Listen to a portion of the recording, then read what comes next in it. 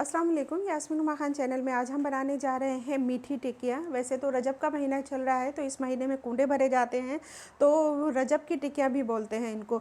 ये खाने में बहुत ज़्यादा टेस्टी होती हैं और बहुत ज़्यादा ये ऊपर से तो क्रिस्पी लगेंगी, आपको खस्ता लगेंगी और खाने में इतनी ज़्यादा अच्छी होती हैं कि मुँह में जाके एकदम घुल जाएँ।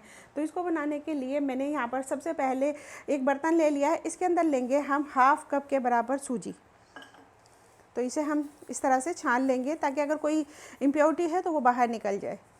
वैसे है कुछ नहीं, बिल्कुल साफ़ है। तो देखिए मैंने ये एक कटोरी का माप ले लिया है। इस तरीके से मैंने एक कटोरी लिया, आप कप ले सकते हैं या फिर जो भी आप, रजब की जो टिक्कियाँ होती है बहुत ज़्यादा क्वांटिटी में बनाई जाती हैं, लेकिन हम तो अपने घर में बना रहे हैं, उसी हिसाब से मैं बना रही हूँ। इसी कटोरी से नाप करके हम 3 कप यहाँ पर ले लेंगे मैदा।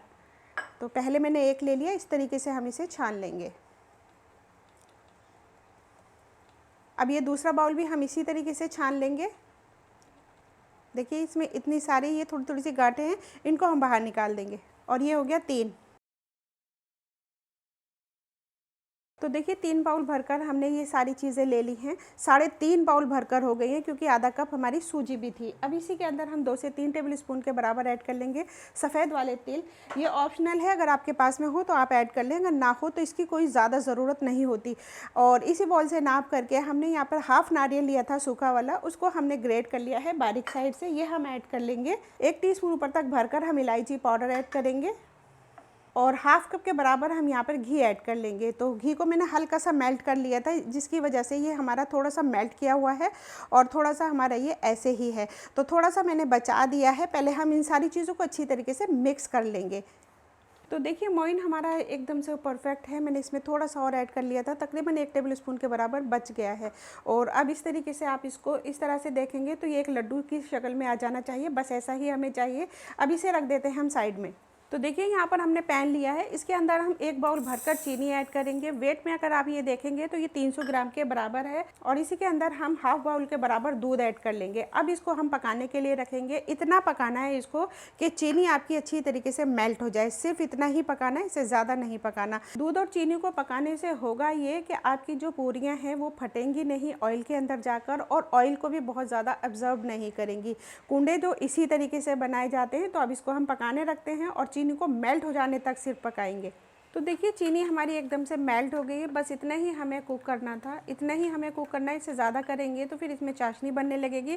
फ्लेम ऑफ कर लेंगे और अब इसको ठंडा कर लेंगे और साथ ही हम इसके अंदर ऐड करेंगे, यहाँ पर केवड़ा एसेंस ऐड कर रही हूँ मैं, तकरीबन 2 से 3 पिंच के बराबर या 3 से 4 ड्रॉप के बराबर मैंने इसके अंदर ऐड कर दिया।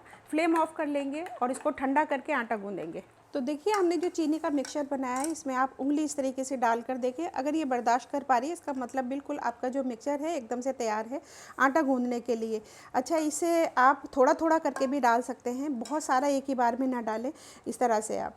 अच्छा, इसका जो डो बनता है वो एकदम से सख्त होता है। जब हम चीनी के साथ में इसको ऐसे ही मिक्स करते हैं तो आपका जो डो है वो पतला हो जाता है, जिसकी वजह से आपकी जो टिक्कियाँ हैं वो एकदम से परफेक्ट नहीं बनती। चीनी आप अपने टेस्ट के अकॉर्डिंग भी ऐड कर सकते हैं, जितना आप खाना पसंद करते हैं उस हिसाब से ऐड कर लें। तो अगर आपका ये जो मिक्सचर है वो बच जाए और आटा आपका एकदम से परफेक्ट गूंज जाए, बस इसीलिए हम इसको इस तरीके से करते हैं। तो थोड़ा सा मैंने और ऐड कर लिया है। अब सारे को हम बाइंड कर लेंगे, बहुत अच्छी तरीके से इसे मुक्की लगा करके नहीं गूंदना होता।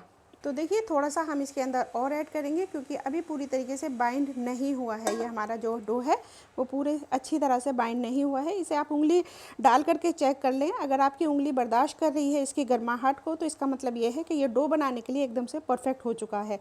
तो अब इन सारी चीज़ों को हमें बाइंड करना है। अगर आपको लगे कि ये सूखा सूखा है तो थोड़ा थोड़ा सा और डालते जाएं और इसको अच्छी तरीके से आप आटे की तरह गूंद लें। तो देखिए डो हमारा गूंद चुका है, अच्छी तरीके से हमने इसको गूंद करके तैयार कर लिया है। ऐसा होना चाहिए एकदम से सख्त।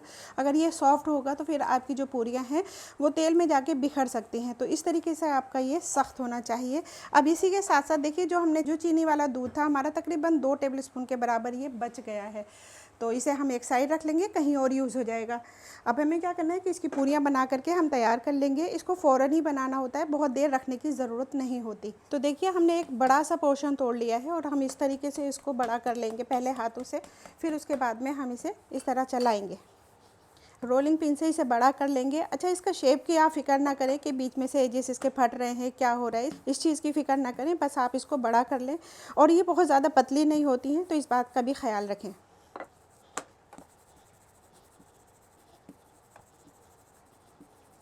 तो आपके पास में एक कटोरी हो सकती है, कप हो सकता है, मैं यहाँ पर इसको गिलास के साथ में कट कर रही हूँ। इस तरीके से हम इसमें कट लगा लेंगे पूरी तरीके से, और जितने एक बार में निकल जाएंगे इतना हम निकाल लेंगे, और बचा हुआ फिर दूसरे आटे में मिला करके इसी तरह से हम फिर से रोल करेंगे और इस तरीके से इसे कट कर लेंगे।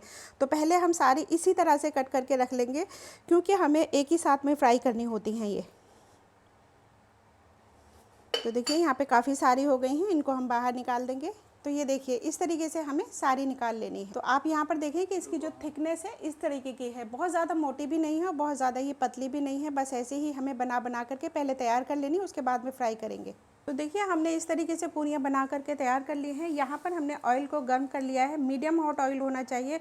बहुत ज़्यादा तेज़ होगा तो फिर आपकी जो पूरियाँ हैं बहुत जल्दी कलर बदल लेंगी और उसकी वजह से ये अंदर तक सिकेंगी नहीं।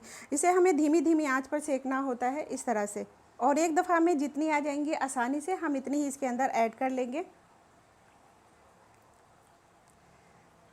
तो बस इसमें तकरीबन 6 से 7 मैंने ऐड कर दी हैं, इतने ही हम इसको सेकेंगे। मीडियम हॉट ऑयल रखेंगे और मीडियम फ्लेम रखेंगे।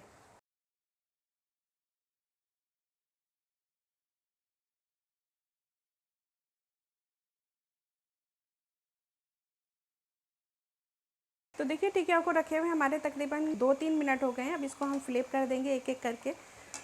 नीचे से इसमें कलर आ गया है गोल्डन, बस ऐसा ही कलर हमें चाहिए होता है। ये देखिए एक एक करके सभी को फ्लिप कर देंगे। जब ये पकने लगती हैं तो ऊपर की साइड में आ जाती हैं, बस आप समझ जाएं कि इनको फ्लिप करने का टाइम आ गया है इस तरह से। तो देखिए जो पूरियाँ हमारी सीख चुकी हैं उनको हम बाहर निकाल लेंगे। तो देखिए जब आप इसको गरम गरम निकालेंगे ना तो आपको ऐसा लगेगा कि बहुत ज़्यादा सॉफ्ट है, लेकिन जैसे ही इसे 2 मिनट भी रखे हुए नहीं होगा तब तक आपकी जो ये है एकदम से खस्ता और बहुत ही ज़्यादा करारी हो जाती हैं। तो इसी तरीके से हम सारी बना करके तैयार कर लेंगे। आप देखिए कि हमारा जो कलर है कितना ज़्यादा गोल्डन ब्राउन है, बस ऐसा ही हमें चाहिए होता है, इससे ज़्यादा कलर इसमें नहीं देते। तो इसी तरह हम सारी बना लेंगे। तो देखिए मीठी टिक्कियाँ हमारी बन करके तैयार हैं। आप देख सकते हैं सारी हमारी एक ही कलर की बनी हुई है, ना कोई फटी है ना ही कोई जली है, बस ऐसा ही कलर हमें चाहिए होता है। अब ये देखें, ये देखिए एकदम आपने इशारा ही किया है कि बिल्कुल टुकड़े टुकड़े हो गई। तो ऐसे ही बिल्कुल खस्ता बन करके तैयार होती हैं। अगर आप इस तरीके से आटा गूंद करके आप इसे बनाएंगे तो आपको भी मज़ा आ जाने वाला है। ज़रूर बनाइए अपने घर में। अच्छा, इन सारी चीज़ों के लिए हमें थोड़ी सी चीज़ों का ख्याल रखना पड़ता है। आटा हमने जिस तरीके से गूंदा है एकदम से सख्त भी गूंदा है और साथ साथ में हमने इसको थोड़ा सा पका करके गूंदा है, जिसकी वजह से हमारी जो टिक्कियाँ हैं एकदम ना तो फटी हैं और बहुत ज़्यादा अंदर से सॉफ्ट और खस्ता बन करके तैयार हुई हैं। तो आप भी इस रेसिपी को अपने घर में इसी तरीके से बनाइएगा ताकि आपकी पूरियाँ भी इसी तरीके से बन करके तैयार हों। तो मिल जाऊंगी एक नई और आसान रेसिपी में, तब तक के लिए अल्लाह हाफिज़।